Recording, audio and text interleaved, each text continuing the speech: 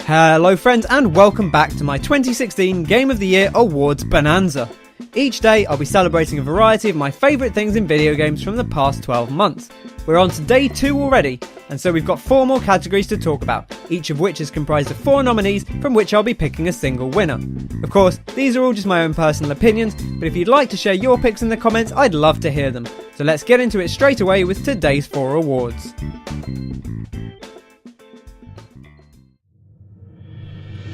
Best Music.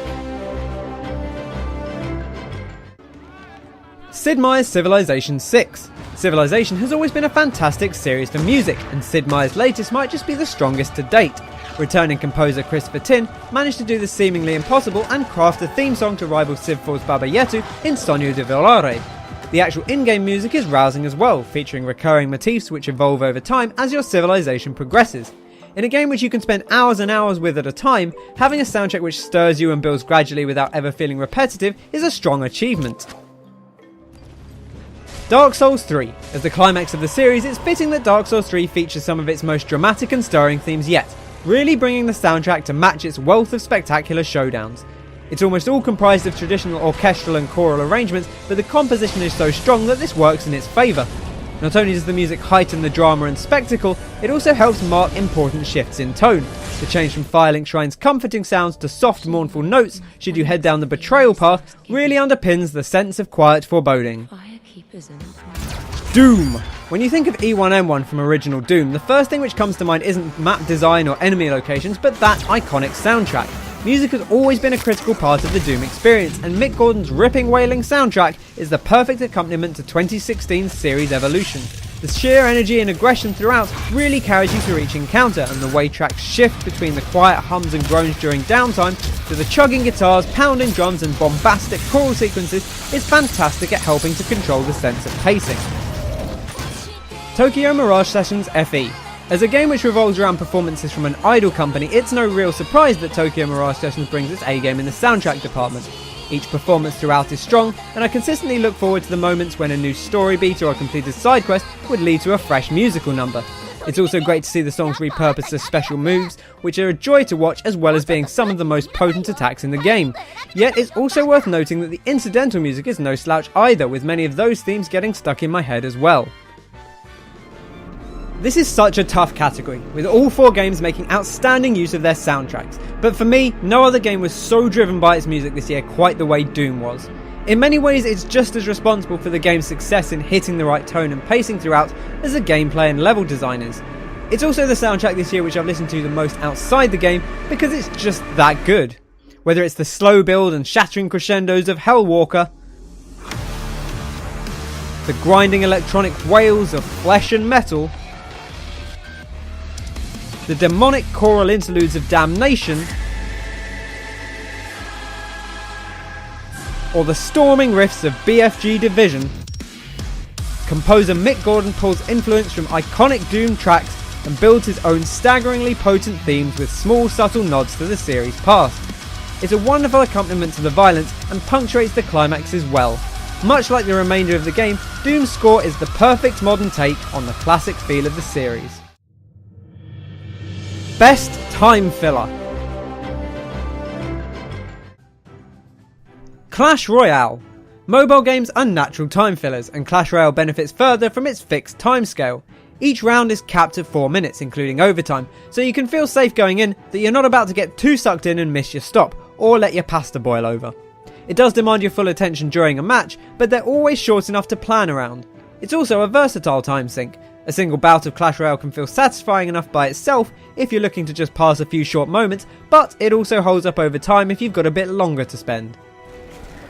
Devil Daggers. When it comes to time efficiency, few games are as to the point as Devil Daggers. It's a game that puts pedal to the metal from moment 1 until your inevitable demise. Devil Daggers is a frantic whirlwind dance of death, a blistering seat-of-your-pants ride where you slip between skulls and topple demonic towers, constantly one tiny mistake away from death. There's no escaping the adrenaline rush as you bounce around, frantically trying to strike a balance between evasion and crowd control. It's over just as quickly as it comes, but you'll be hard pressed to tear yourself away from taking just one more hit.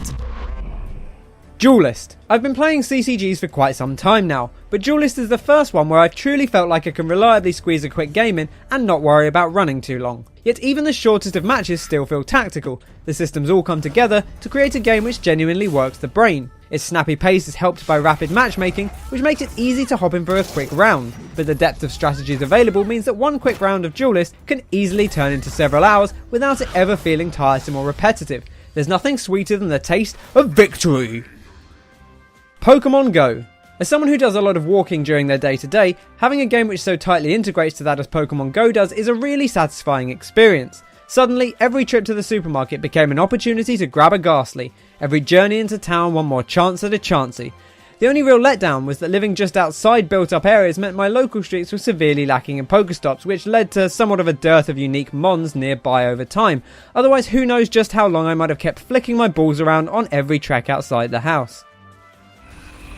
If you're looking to pass a few moments, any of these games will serve you well, but Devil Daggers has an uncanny ability to suck time away from you that can feel almost bewildering. Every round is so compact. In fact, it's perhaps the game on this list which demands the least time for a single blast, and even one game of Devil Daggers provides an instant buzz that will get you firing on all cylinders. But why stop at one? Hitting that R key is so simple, and you've got time for one more at least. I mean, it's so fast after all. The way Devil Daggers turns seconds past into minutes and then hours melted away is frankly astonishing. That buzz refuses to numb over time either, as you settle into the zone and all else around you becomes mere background noise to the action on screen. Devil Daggers is a cacophony of chaos, with you as its conductor. Round after round you take increasingly measured risks as you scatter and shatter the oncoming skeletal hordes until the moment where you achieve that perfect run, dancing across the arena and laying waste to everything which comes your way. Then it's over, and you're left wondering how so many people are still so much better than you at it. What was the time again?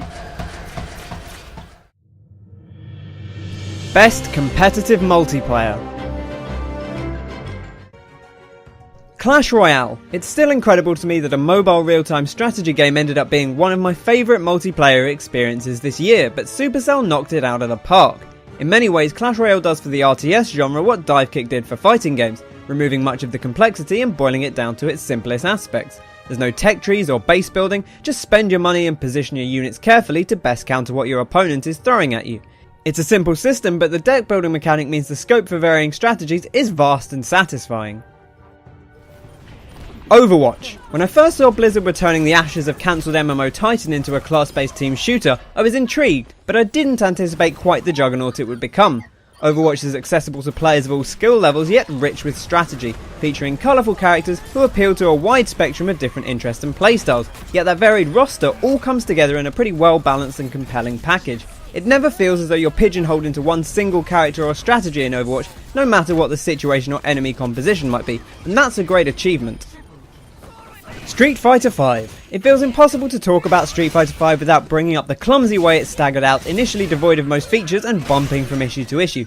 Yet thankfully, the one area where Street Fighter V shined was in its multiplayer. Just as well perhaps, given that the rushed launch was entirely thanks to a desire to have it ready for tournament play. A more footsie focused affair, V snips away a lot of its predecessor's more advanced niche techniques to create a more approachable game without removing the importance of practice and execution in the moment. It might have been short on modes, but it certainly doesn't skimp on feel. Titanfall 2. Despite liking the core feel of the movement and shooting in the first Titanfall, the multiplayer really failed to grab me. I wasn't a fan of the Titans, and its shallow list of customization options didn't do much to entice me to stick around. Thankfully, Titanfall 2 not only expands drastically upon the ways to load up your character, but also managed to revamp the Titans into a much more interesting selection of different mechanized flavours. The AI grunts allow you to make a useful contribution even at your worst moments, while the precision of the platforming allows you to really ping around the maps in spectacular fashion. It's possible that I changed in the years since its predecessor, but I suspect it's more that Titanfall 2 is so good that it was almost single-handedly responsible for convincing me I can enjoy mech-oriented games. This is thanks in part to level design, which feels more balanced between on-foot action and mech play, allowing for some intense multiple Titan showdowns with plenty of avenues for pilots to dart in and out without being instantly shredded by the players in the big machines. The Titans themselves also feel far more entertaining than the previous game's offerings, with each variant sporting its own strengths and weaknesses, giving you genuine reasons to switch things up for certain maps or game modes. The battery system is also a smart design choice. Titans are relatively fragile, but a smart pilot backed up by teammates supporting them can get quite the mileage out of even a single mech. The game's surrounding features are smart too, from the networks which ensure you can always find decent teammates, to the credit system which lets you unlock your favourite gear early and keep it permanently through regenerations. Throw in free DLC supported by a selection of good looking and sensibly priced cosmetic options, and no other multiplayer game compelled me quite like Titanfall 2. Best Style. Darkest Dungeon. From the medieval armour sets to the gothic horrors and Lovecraftian nightmares you face, Darkest Dungeon really blends its influences together with a cohesive look and feel. Yet crucially for such a mechanics heavy game, that style never gets in the way of conveying information. In fact, it only serves to enhance it, from the flickering of your torch as your expedition falls into darkness, to the solemn gong of an adventurer reaching death's door. The zooms and pans during combat add both clarity and panache, while the velvety narration adds a satisfying gravitas to every encounter and event. Doom! The boom of a super shotgun, the crackling fireballs of the imps, the satisfying squelch and spurt of your chainsaw carving through a cacodemon's soft insides. This is Doom just as you remember it, but in glorious 2016 high definition. It's so much more than just a fresh coat of paint, however. The glory kills are outrageously brutal, the way demons blast apart with heavy duty weapons is almost disturbingly satisfying, and that pounding, thundering soundtrack somehow manages to make everything feel even more gloriously bombastic than it already is. Pokémon Sun and Moon. Pokemon's arrival in Alola has freshened up the series in a variety of ways, and its sense of style is certainly one of them. With a tropical twist on many familiar faces and tunes, Sun and Moon brings new life to some of the most well-worn aspects of the franchise. In addition to that, the new roster is filled with colourful designs. The fashion options on offer are varied and delightful, allowing you to customise your character precisely to your liking. And the Z-moves let you bust out some truly JoJo-worthy poses as your Pokemon unleash some of the most spectacular manoeuvres the series has ever seen.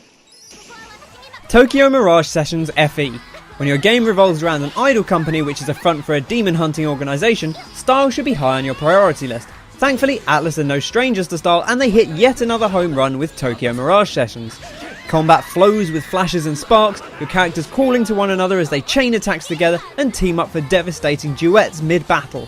Key story points revolve around spectacular musical performances, weapons are crafted with incredible flourish, and even the menus move in a way that just looks cool. Whilst all of these games drew genuine exclamation from me at how stylish they were, none did so with such frequency as Tokyo Mirage Sessions. From the bright colours to the glorious musical numbers, everything is bold and entertaining. Take something as simple as learning a new skill, which is accompanied by the character and their Mirage launching into the air for a collaborative pose-off and celebratory slow-motion rotating camera fist bump. The skills look great in action across the board, but it's when you reach some of the later game EX session abilities and dual arts that the game's sense of style really stands out. With your characters all being real-world talents for Fortuna Entertainment as well as Mirage Masters behind the scenes, there are plenty of opportunities for them to shine outside the dungeons too, and these result in some spectacular musical and television productions.